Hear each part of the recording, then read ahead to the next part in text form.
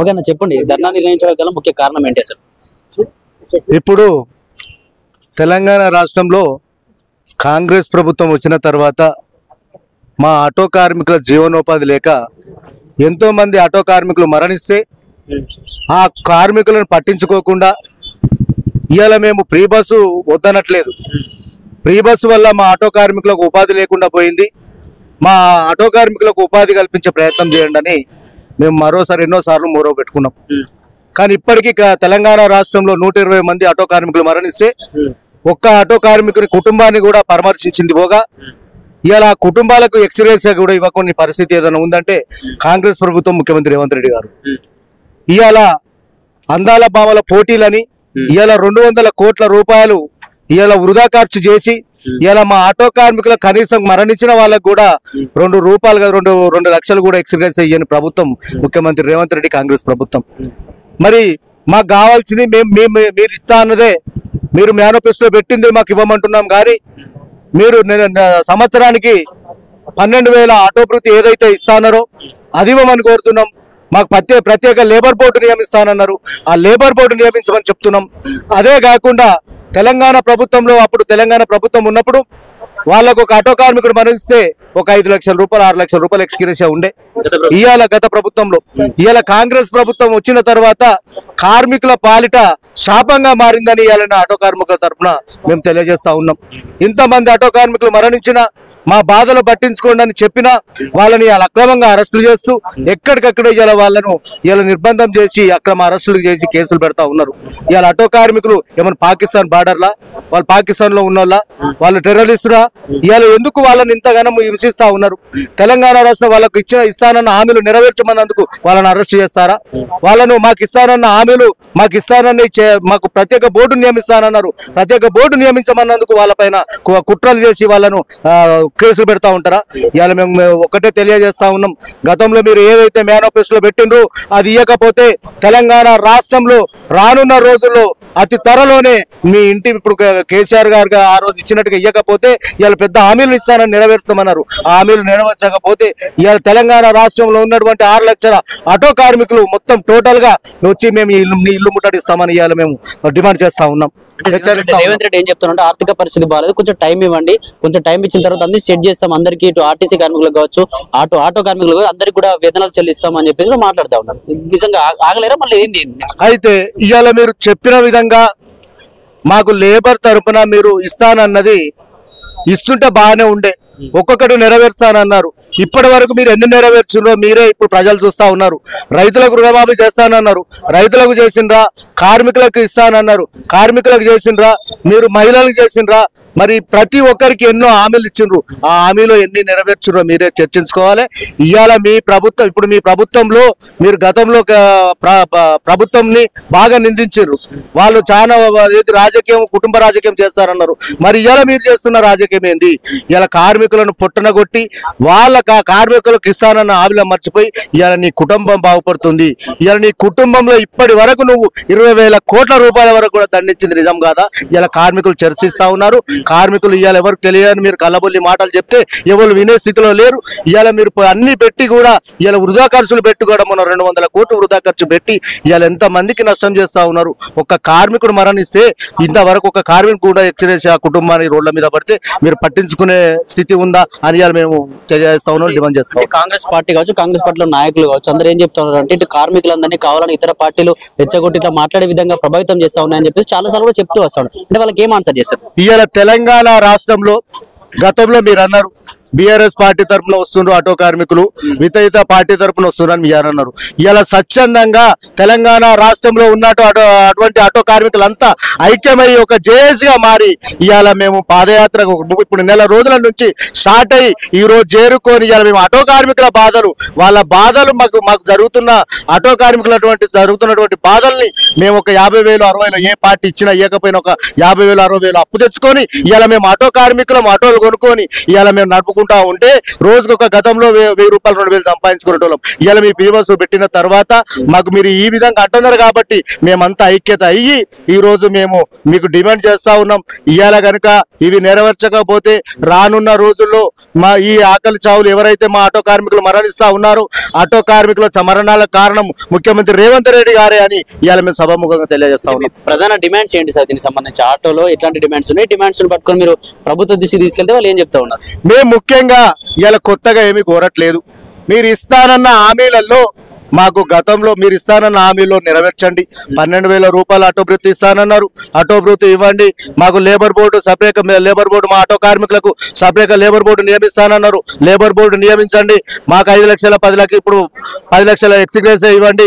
మరి యాక్సిడెంటల్ గా మరణించిన వాళ్ళకి 25 లక్షల ఎక్స్గ్రేస్ అందించండి. ఆ కుటుంబాలు ఏవైతే రోడ్ల మీద పడ్డాయో ఆ కుటుంబాలను ఆదుకోవాలని ఇవాళ మేము కోరుకుంటా ఉన్నాము. మేము కొత్తగా ఏం కోరుకోవట్లేదు.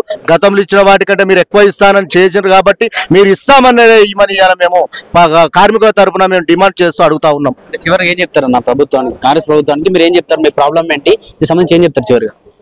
మేము వాస్తవానికి ఇవాళ పొన్నం ప్రభాకర్ రవాణా శాఖ మంత్రి గారు అంటారు ఆటో వాళ్లకు మేము ఏం నష్టం చేయట్లేదని, మా బస్సులలో ఎక్కిపోతున్నారని అంటారు. ఇవాళ వాస్తవానికి ఇవాళ ఒక మంత్రి గారు మాట్లాడే విధానంలో ఏ విధంగా ఉందంటే మరి ఆటో కార్మికులు ఇవాళ ఒక మహిళలు ఉంటే ఒక 10 మంది కానీ 20 మంది కానీ రోజుకు ఆటో నడుపుకుంటా ఉంటే ఒక 500-600 వచ్చేది. ఏది గతంలో ఒక రోజుకు ఒక 1000 రూపాయలు సంపాదించుకునేది. ఇవాళ మొత్తం ఫ్రీ బస్ వచ్చే వరకు ఆ ఫ్రీ బస్సులలో ఆటోలలో మొత్తం మహిళలు మొత్తం ఆ ఫ్రీ బస్ అర్ధగంట సేపు ఉన్నా కూడా అర్ధగంట సేపు ఆగైనా కూడా బస్సులలో వెళ్ళిపోతారు కానీ మా ఆటోలలో ఎక్కట్లేదు.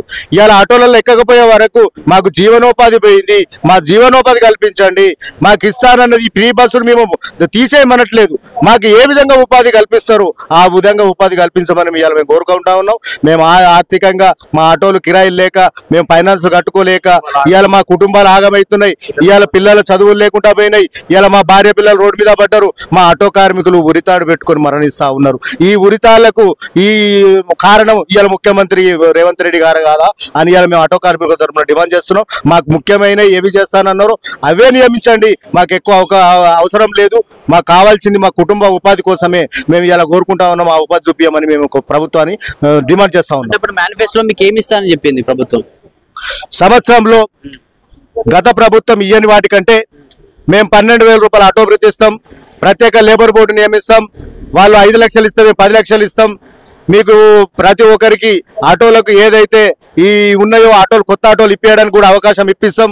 మీకు ఉపాధి కల్పిస్తాం అని కళ్ళబొల్లి మాటలు చెప్పే వరకు మా ఆటో కార్మికులంతా ఇదేదో బాగానే చెప్తుండు కదా మాకు చేస్తాడేమో అన్న ఉద్దేశంతో నమ్మి ఇలా మోసపోయి నిన్ను గెలిపిస్తే ఇలా గద్దెనెక్కిన తర్వాత మొట్టమొదటిగా ఆ రోజు మీరు ప్రభుత్వం గెలవక ముందే సార్ మాకు ఈ ఇబ్బంది అవుతుందేమో మీరు ఈ విధంగా మీరు మహిళా మన మహాలక్ష్మి పథకం పెడితే ఇబ్బందులు అయితే మేము తెలియజేసినా కూడా మీకు ప్రత్యేకమైన హోదాని నియమిస్తామని ఇలా ఆటో కార్మికులకు చెప్పి కళ్ళబుల్లి మాటలు చెప్పి ఇలా గద్దెనెక్కి ఇలా మా ఆటో కార్మికుల పొట్ట మీద కొడుతున్నాం. మాకు కావాల్సింది ఒకటే చెప్తున్నాం.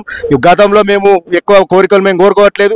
మాకు ఏదైతే ఉపాధి ఉండనో ఆ ఉపాధి ఇప్పుడు ప్రైవేట్ ఏవైతే ఓలో ఊబర్ అవన్నీ ఏమున్నాయో అవన్నీ ర్యాపిడోస్ బంద్ చేయాలి. మా ఆటో కార్మికుల ఉపాధి వచ్చేలాగా రోడ్డుకు రాలేదు. మేము గత ప్రభుత్వం ఏ ప్రభుత్వం ఉన్నా రోడ్డుకు రాలేదు.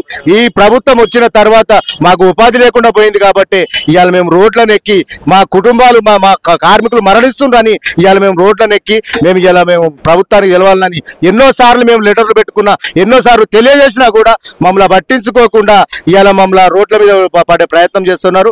ముఖ్యమంత్రి రేవంత్ రెడ్డి గారు రానున్న 10-12 రోజుల్లోనే తెలంగాణ రాష్ట్రంలో 6 లక్షలకు పైగా ఆటో కార్మికులు ఉన్నారు. అందరం మేము ఏకమై మాకు ఇస్తానన్న హామీలు నెరవేర్చకపోతే నీ ఇంటిని ముట్టడిస్తామని ఇవాళ తెలంగాణ ఆటో కార్మికుల తరఫున డిమాండ్ చేస్తా ఉన్నాం. మేము ఒకటే చెప్పదలుచుకున్నాం. ఈరోజు ఇలా హైదరాబాద్ నడిబొడ్డున ధర్నా చౌక్ నడుస్తున్నటువంటి ఇలా ఆటో కార్మికుల యొక్క బహిరంగ సభ ఏదైతే ఉందో ఇవాళ 7 లక్షల కార్మికుల యొక్క పుట్ట మీద కుడుతున్నటువంటి ఒక కాంగ్రెస్ ప్రభుత్వానికి ఇలా చెంపపెట్టుగా ఇలా ఆటో కార్మికులు రావడం జరిగింది. ఈరోజు ఆటో కార్మికులు కూడా వాళ్ళ యొక్క జీవన విధానాలపై చూసుకున్నట్లయితే చాలా మంది ఇప్పుడు కూడా వందల మంది ఆటో కార్మికులు ఇవాళ ఆత్మహత్య చేసుకుని కుటుంబ భారాన్ని మోయలేక ఇలా పిల్లల చదువును చదివించలేక రోడ్డులో పడినటువంటి కుటుంబాలు ఎన్నో ఉన్నాయి. ఈ యొక్క కాంగ్రెస్ ప్రభుత్వం తీసుకొచ్చినటువంటి ఫ్రీ బస్ ఏదైతే ఉందో ఆ ఫ్రీ బస్ దాని ద్వారానే ఇలా ఆటో కార్మికులు ఇలా రోడ్డున పడాల్సిన పరిస్థితి వచ్చిందని మేము అంటున్నాం. మేము వచ్చింది వరంగల్ డిస్టిక్ నర్సంపేట నియోజకవర్గం రావడం జరిగింది. దాంట్లో భాగంగానే ఈరోజు ఇందిరా పార్క్ వద్ద జరుగుతున్నటువంటి ఈ యొక్క మంద రవికుమార్ గారి యొక్క అధ్యక్షత నిర్వహిస్తున్నటువంటి బహిరంగ సభ ఇలా వందలాది మంది వేలాది మంది ఆటో కార్మికులు ఇలా పాల్గొని ఈ యొక్క బహిరంగ సభను విజయవంతం చేస్తున్నారని ఆశిస్తున్నాం. అంటే ఏంటన్నా ప్రధానంగా మీ డిమాండ్స్ ఏంటంటే గత ప్రభుత్వం నుంచి ఇట్లాంటి ఇబ్బందులు ఉన్నాయా లేకపోతే ఈ ప్రభుత్వం వచ్చి నుంచే మిమ్మల్ని పట్టించుకుని దాఖలు లేదు? వాస్తవాన్ని చూసుకున్నట్లయితే మొన్న కేసీఆర్ చేసినటువంటి ప్రభుత్వానికంటే ముందు కాంగ్రెస్ ప్రభుత్వంలో జరిగింది. అప్పుడు కూడా ప్రతి పల్లెకు బస్సునిచ్చి ఆటో డ్రైవర్లను బ్రతికించిన దాఖలు లేవు. దాని తర్వాత కేసీఆర్ ప్రభుత్వం వచ్చిన తర్వాత కూడా అంతో కొంత అదొక ఆటో ట్యాక్సీ ఏదో ఒక రద్దు చేయడం జరిగింది. దానివల్ల కొంచెం లాభం జరిగింది. మళ్ళా కాంగ్రెస్ ప్రభుత్వం వచ్చిన తర్వాత రేవంత్ రెడ్డి సర్కార్ ఇలా ఆటో డ్రైవర్ కార్మికుల మీద ఇలా కుదుబండారం వేసి ఫ్రీ బస్ అని పెట్టడం వల్ల ఇలా ఆటో గిరాకులు లేక ఇలా రోడ్డు పడిన పరిస్థితి కనబడతా ఉంది. ఏం చెప్తారు అంటే మీరు దీనికి సంబంధించి గత ప్రభుత్వంలో కాదు కాంగ్రెస్ ప్రభుత్వం నుంచి ఇట్లా జరుగుతున్నాయని చెప్తా ఉన్నారు. అంటే గత ప్రభుత్వంలో మీకు ఏమైనా మేలు చేసే ప్రయత్నాలు ఏమైనా చేసిందా ప్రభుత్వం? వాస్తవానికి కేసీఆర్ ప్రభుత్వంలో అప్పుడు చూసుకున్నట్లయితే ఆటో ట్యాక్స్ ఏదైతే రోడ్డు రవాణా ట్యాక్స్ ఏదైతుందో అదొకటి రద్దు చేయడం జరిగింది. దాని ద్వారా కొంచెం కాస్తో కూస్తో కొంచెం ఉపశమనం జరిగింది. కాకపోతే మేము అప్పుడు కూడా కేసీఆర్ ప్రభుత్వాన్ని కూడా ప్రత్యేక 1000 కోట్ల కార్పొరేషన్ ఏర్పాటు చేయాలని కూడా ఆ రోజు ఉన్నటువంటి రవాణా శాఖ మంత్రి గారికి, ముఖ్యమంత్రి గారికి, అలాగే మిగతా సీనియర్ మంత్రులు కూడా ఆటో కార్మికుల పక్షాన వినతి పత్రం ఇవ్వడం జరిగింది.